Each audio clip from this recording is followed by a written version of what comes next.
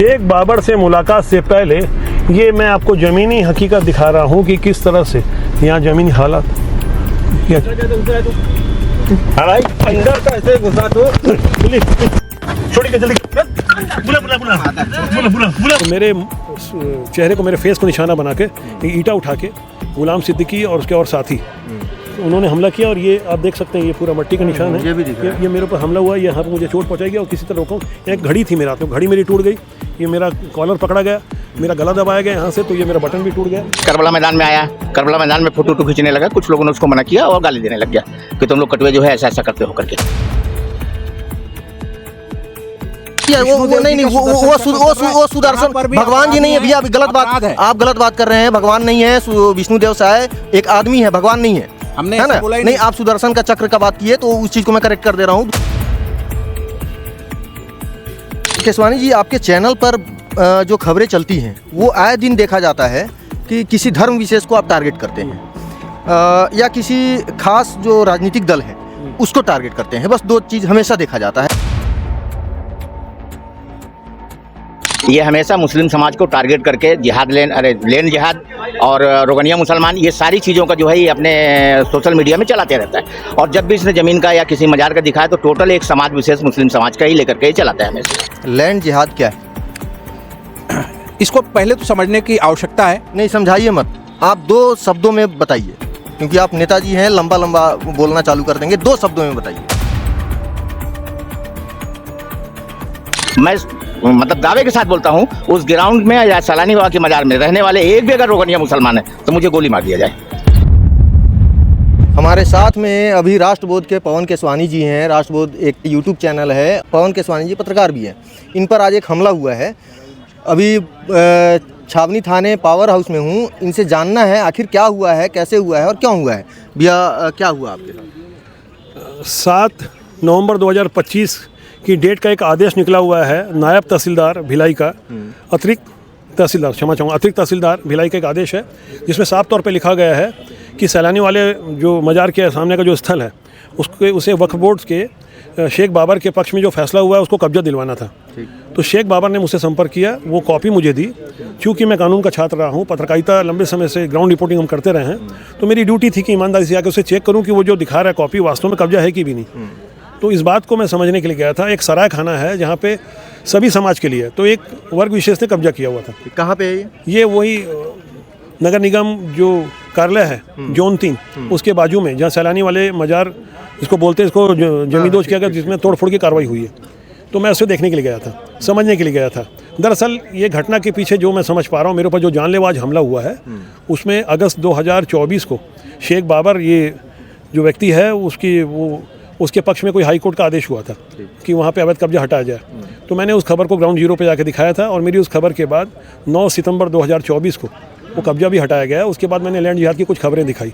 इससे एक वर्ग विशेष मुझसे परेशान था और आक्रोशित होकर इसी स्थल पे जहाँ पे आप ये कवरेज कर रहे हैं, यहीं पे ही चारों तरफ घेर के सैकड़ों लोग मेरे मुर्दाबाद के नारे लगाए, मुझे जान से मारने की धमकियाँ दी गई। इसके पहले भी मुझे थाने में तो वो हुआ था, इसी थाने में वो हुआ था ना, जो मुर्दाबाद के नारे लगे। बिल्कुल, इसी जहाँ खड़े हैं ना, उसी जगह की बात करूँ जहाँ मैं खड़ा हूँ इस वक्त। तो यहाँ पे ये चीज़ हो चुकी थी और वहाँ पे मैं जब गया तो मुझे अचानक मेरे ऊपर ईंटों और पत्थरों से, ये मैं गाड़ी में बैठा था और मैं कवरेज कर रहा था, उसके बाद जा रहा था वापस, तो मेरे चेहरे को, मेरे फेस को निशाना बना के ईंटा उठा के गुलाम सिद्दीकी और उसके और साथी उन्होंने हमला किया। और ये आप देख सकते हैं, ये पूरा मट्टी का निशान है। ये मेरे ऊपर हमला हुआ, यहाँ पर मुझे चोट पहुँचाई गया और किसी तरह रोका।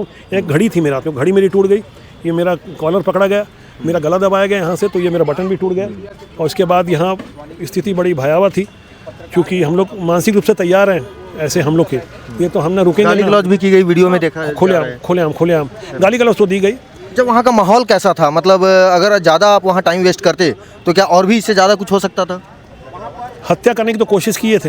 अगर मैं गाड़ी में नहीं बैठा रहता, गाड़ी हमारी रिवर्स नहीं होती, और तो शायद मैं आपके सामने बैठ के बात नहीं कर रहा हूँ। कितने लोग थे वहाँ पे? 5 लोग थे करीब। किसी का नाम आप जानते हैं? चेहरा से बोला ना, गुलाम सिद्दीकी और गुलाम सैलानी का भी नाम वो ले रहे थे। साफ तौर पे कह रहे थे गुलाम सैलानी और सैलानी मजार का तुम कवरेज करते। बोलने के दौरान गालियाँ भी दे रहे थे मेरे को उस समय। केसवानी जी, आपके चैनल पर जो खबरें चलती हैं वो आए दिन देखा जाता है कि किसी धर्म विशेष को आप टारगेट करते हैं या किसी खास जो राजनीतिक दल हैं उसको टारगेट करते हैं। बस दो चीज़ हमेशा देखा जाता है। ऐसा क्यों होता है? जैसी जिसकी दृष्टि वैसी उसकी सृष्टि। मेरा साफ तौर पर कहना है कि जो लैंड जिहादी है, जो समाज विरोधी है, जो देश का गद्दार है, वो हमसे परेशान रहेगा और उन्हें परेशान रहना भी चाहिए। जो लैंड जिहाद होता है, ऐसा तो है नहीं कि सिर्फ मुस्लिम ही करते हैं, क्योंकि मैं हिंदू से ही हूँ, लेकिन कई जगह मंदिर बनाए गए हैं जो कि कोई रजिस्ट्रेशन नहीं है, बस ऐसे ही मंदिर कहीं भी बना दिए गए, कहीं किसी भी चौक पे, किसी भी कॉलोनी में सैकड़ों जगह हैं, भिलाई में ही सैकड़ों जगह हैं, उस पर एक भी खबरें नहीं आती हैं। आपने जब सैकड़ों शब्द का इस्तेमाल कर ही दिया तो मैं और जोड़ दूं कि हजारों हैं। हाँ, ठीक। हजारों ऐसी घटनाएं होंगी समाज में, अलग अलग विषय होते हैं, एक बार में एक ही विषय पे ही काम किया जा सकता है। जब लगेगा कि वो विषय पे काम करना, तब उस विषय पे काम किया जाएगा। हम आउट ऑफ फोकस नहीं हो सकते। पत्रकारिता का मूल मंत्र ये होता है कि जिस विषय पे काम किया जाए उस विषय पे फोकस रहना चाहिए। अगर कोई ये कहे कि आप ये क्यों कर रहे हो, ये नहीं करना चाहिए आपको, ये तो नहीं किए, तो ये इस बात का कोई उत्तर नहीं होता। क्योंकि मुस्लिम समुदायों का ये आरोप है आज के विषय को लेकर कि वहाँ महिलाएं का जो झुग्गी झोपड़ी है या फिर कपड़े से जो थोड़ा सा ढके हुए रहते हैं, वहाँ आपने जाकर रिपोर्टिंग कर रहे थे, उनसे कुछ सवाल जवाब कर रहे थे, जिसको लेकर उन्होंने आपत्ति दर्ज कराई है, उन्होंने ऑन कैमरा बोला भी है। तो क्या ये उचित था? आप गए हैं? मैं नहीं गया हूँ, जो यहाँ पर बताया गया है ये बता रहा हूँ, उन्होंने बताया। मैं आपसे प्रश्न कर रहा हूँ। अब मैं, आप जब वहाँ गए नहीं हैं, पहली बात वहाँ ऐसी स्थिति है नहीं, वहाँ ना कोई झुग्गी झोपड़ी है और ना तो कोई मैं झुग्गी झोपड़ी में गया था, मैं मुख्य रोड पे खड़ा था। और ये आज जब वो जेल जाएंगे मुझे लगता है, तो उसके पहले वो कुछ भी बोले और इस तरह की बातें करते हैं और कोई फर्क एक और बात, आपको क्या लगता है छत्तीसगढ़ में आए दिन पत्रकारों पर हमला होता है, अगर सच्चाई को दिखाया जाए, ग्राउंड जीरो पर रिपोर्टिंग किया जाए तो वाद विवाद बढ़ जाता है, तो क्या यहाँ पर कहीं प्रशासन पीछे हटती हुई नहीं दिखाई देती है? पत्रकारों की सुरक्षा के लिए कानून को काम करना चाहिए। कानून बनाने से ज़्यादा कानून का काम करना एक बड़ी बात है, न केवल छत्तीसगढ़ बल्कि पूरे भारत में। मेरे को आज 35 साल हो गए, मैंने स्कूल ड्रेस से पत्रकारिता शुरू की थी। जीवन का 3.5 दशक बहुत मायने रखता है। मैं कानून का विद्यार्थी रहा हूँ, पत्रकारिता मेरे नसों में दौड़ती है, ईमानदारी से मैं काम करता हूँ। बहुत सारे ऐसे अवसर आते हैं, विषम हालात आते हैं और पत्रकारों के ऊपर हमला कोई नई बात नहीं है। इस थाने में आप आए थे एफआईआर कराने, एफआईआर हो गई? एफआईआर हो गई है। क्या, कौन सा धारा लगा है? अभी मैं धारा वगैरह की एफआईआर कॉपी आपको उपलब्ध करा दूंगा, आप देख लेना।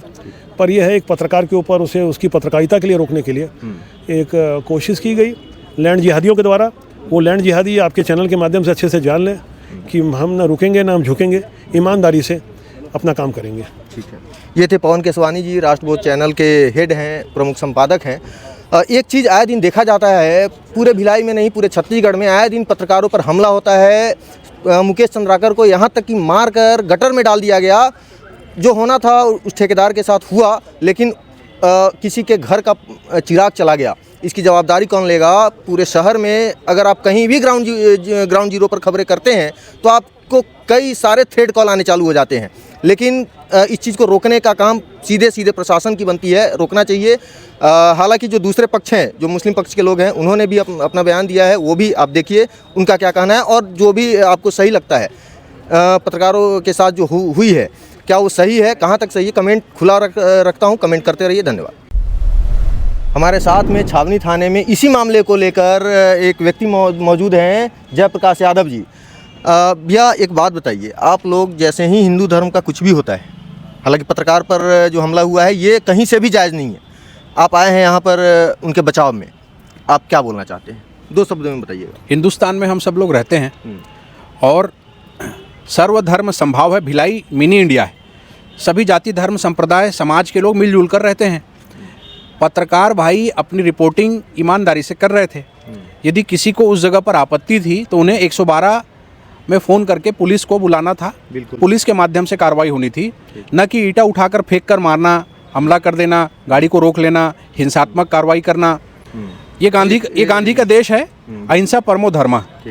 तो इस प्रकार के कृत्य को हम बर्दाश्त नहीं करेंगे। आज कार्रवाई की मांग को लेकर हम आए हुए हैं, अपराध पंजीबद्ध हो चुका है और इस पे कड़ी कार्रवाई बनती है। हम इसकी निंदा करते हैं, हम पत्रकारों के साथ खड़े हैं। अपन लैंड जिहाद पे आते हैं। लैंड जिहाद क्या है? इसको पहले तो समझने की आवश्यकता है। नहीं, समझाइए मत, आप 2 शब्दों में बताइए, क्योंकि आप नेताजी हैं, लंबा बोलना चालू कर देंगे। 2 शब्दों में बताइए। धार्मिक रूप से किसी ज़मीन को हथिया करके उस पर अवैध रूप से कब्जा कर लेना और अपने धार्मिक उद्देश्यों को पूर्ति करने की नीयत से ये लैंड जिहाद होता है। आपके पूरे भिलाई शहर में सैकड़ों नहीं हजारों जगह मंदिरें बनी हैं, वो भी बिना रजिस्ट्रेशन के हैं। कहीं भी किसी भी कॉलोनी में, किसी मोहल्ले में सरकारी ज़मीन को घेर कर मंदिर बना दिया जाता है, फिर धीरे धीरे आसपास अपने लोगों को ठेला लगवा दिया जाता है, तो उस सब पर आप लोग फिर कहाँ रह जाते हैं? इस पर मैं आपको थोड़ा सुधार करूंगा कि इस प्रकार के भी अगर मामले कहीं आए हैं तो उस पर भी प्रशासन ने भी कार्रवाई की है, और अभी विष्णुदेव साय जी के सुशासन की सरकार में इस प्रकार के मामलों पर भी कार्रवाई हो रही है। निष्पक्ष रूप से धर्म और जाति विशेष से ऊपर उठ करके यहाँ पर एक कानून का राज है, किसी व्यक्ति का राज कानून नहीं। का राज पर आते हैं फिर तो आपके पूरे भिलाई में हर दिन लगभग हर दिन 2-3 जगह कटरबाजी होता है, कभी चाकूबाजी होता है, मतलब हत्या कर दिया जाता है। नशे का खेल चल रहा है। जो दीपावली का समय था, आपको बता दें दीपावली में 2 दिन में 70 मामले, सिर्फ एक सुपेला शासकीय हॉस्पिटल में 2 दिन में 70 मामले आए कटरबाजी के, जिसमें 5-6 मर्डर के थे। उस समय फिर ये कहाँ आपका चला गया जो सुशासन का सरकार आप बता रहे हैं, तो ये तो यहाँ दिखता नहीं है। तो आपने लॉ एंड ऑर्डर की बात की, मैं आपको थोड़ा पीछे लेकर चलूंगा कि जब भूपेश बघेल की कांग्रेस की सरकार थी तो कितने बलात्कार हत्याएं होती थी, पत्रकारों का गला काट दिया गया, ऐसे कई मामले हमने देखे हैं। आज जहां पर भी इस प्रकार के कृत्य हो रहे हैं उन पर विष्णुदेव साय जी की सरकार विजय शर्मा जी के नेतृत्व में बेहतर काम कर रही है और लॉ एंड ऑर्डर की स्थिति बहुत अच्छी है।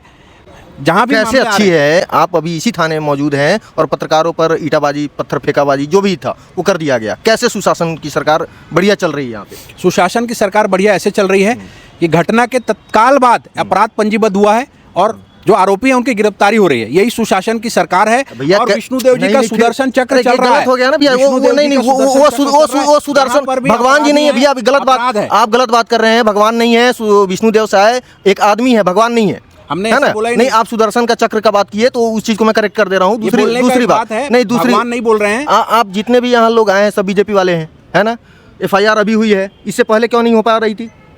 FIR हो गई थी, हमारे आने से पहले FIR हो गई, FIR हुई है सर। अपराध पंजीबद्ध हो गया था, मामले को सुना गया, उसके बाद अपराध पंजीबद्ध हुआ है।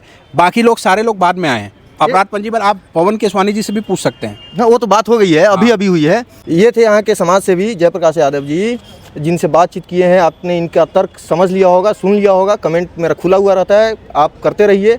कहाँ तक ये बोले हैं सही है या गलत है। धन्यवाद। सैलानी जी, आज जो घटना हुई वो क्या थी? कुछ नहीं भैया, ये पहले वो सैलानी बाबा की मजार में गया, और इससे पहले भी मैं आपको बता दूं, मैंने 3-4 रिपोर्टें इसके खिलाफ लिखाई है। ये हमेशा मुस्लिम समाज को टारगेट करके जिहाद लेन जिहाद और रोगनिया मुसलमान, ये सारी चीज़ों का जो है ये अपने सोशल मीडिया में चलाते रहता है। और जब भी इसने ज़मीन का या किसी मजार का दिखाया तो टोटल एक समाज विशेष मुस्लिम समाज का ही लेकर के चलाता है हमेशा, और जातिवाद की बात करता है हमेशा।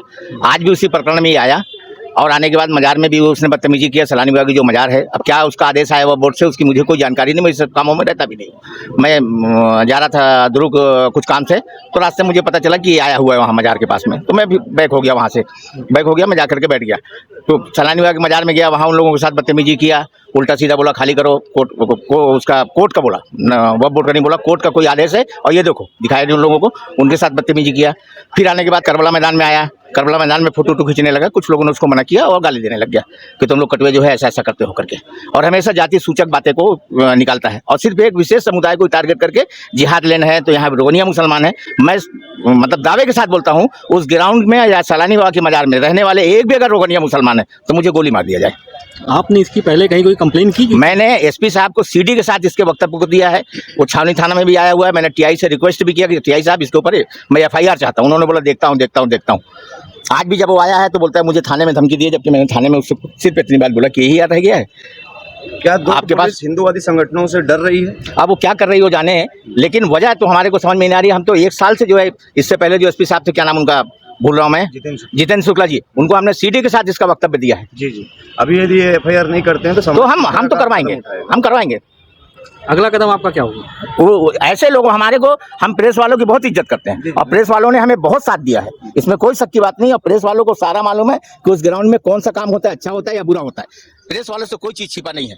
आज 27 साल से हम जो है वहाँ बच्चियों की शादी कराते हैं, जब स्टेट गवर्नमेंट नहीं कराती थी। सारे धर्म को बुला करके हम उनका सम्मान करते हैं। सारा धार्मिक स्थल सारे लोगों के साथ एक साथ बैठ करके उठना बैठना। हमारे कमेटी के जो सरपरस्त है वीरेंद्र सतपति जी हैं आज के डेट में, उसके बावजूद भी जो है हमेशा ये जो भी राष्ट्रबोध का जो संचालक है वो हमेशा जाति के भावनाओं को जगाता है।